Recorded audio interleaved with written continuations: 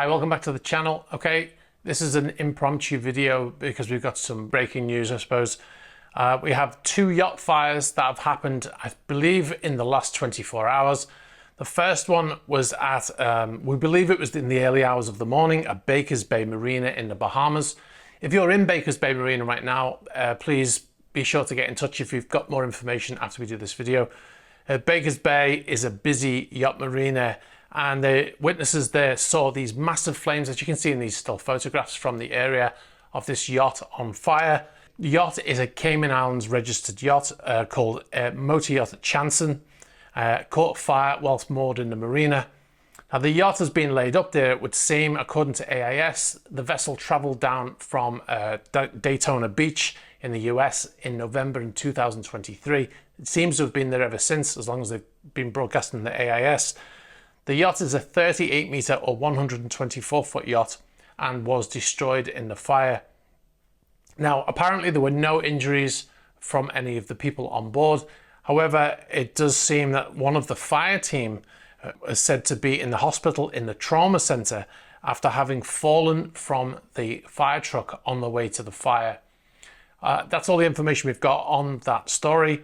Please be sure to get in touch if you've got any further details. We would really like to be able to establish the exact date and time of that fire.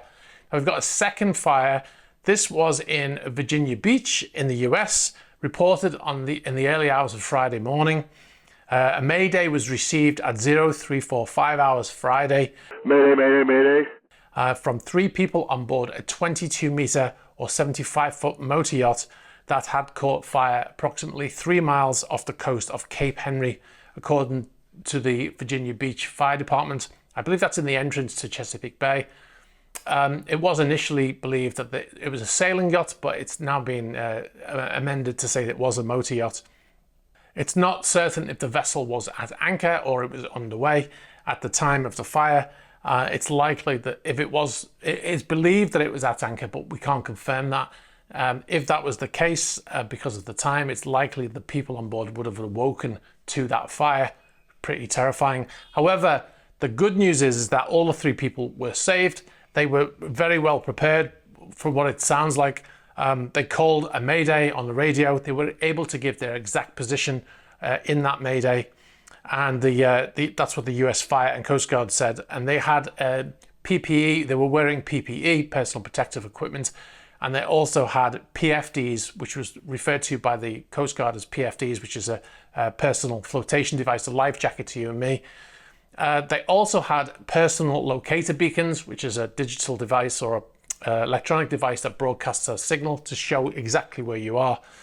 So the fire engulfed the entire vessel before any search and rescue was able to get to them. And the three survivors had to jump into the water, but they were rescued very quickly because of all of those things that we've just listed. Those actions likely saved their life. If they hadn't done a mayday or they had not been able to identify their exact location, you know, the time it takes being in the water, even when it's quite warm, which is, I don't think it is right now in that area, just being in the water for a short amount of time, you can get hypothermia very quickly in those conditions. Anyway, but none of them received any injuries, which is great news. They were picked up by the pilot boat and taken to Pilot House, a building by the Lesnar Bridge where the Virginia Pilots Association is located. That's what the Coast Guard said.